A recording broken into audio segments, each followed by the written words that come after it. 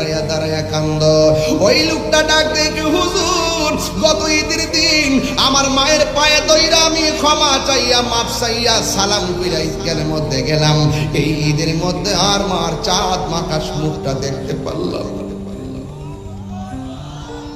ওই মা দুঃখিনী কবর দেশের মধ্যে চলে গেছে। ও আমার বাবা, কি দিয়ে আজ আমি বুঝাইতাম? আমি প্রথম বেলায় বলছি নিঃশ্বাসের কোনো বিশ্বাস নাই, যেতে হবে একটা ঘর, ওই ঘরের নাম হলো কবর। আপনারা জবান খুলে কোন কবর কি আসল ঘর না নকল ঘর? এই আওয়াজ মানি না, জোরে বলো, তিনবার বলুন, বড় করে বলুন, আওয়াজ করে বলুন। আসল ঘরের বাইনার দরকার আছে না নাই? ওই ঘরের ভিতরে সুকেস থাকে, ঘরের ভিতরে খাট থাকে, ঘরের ভিতরে আলমারি থাকে, ঘরের ভিতরে কত কিছু থাকে।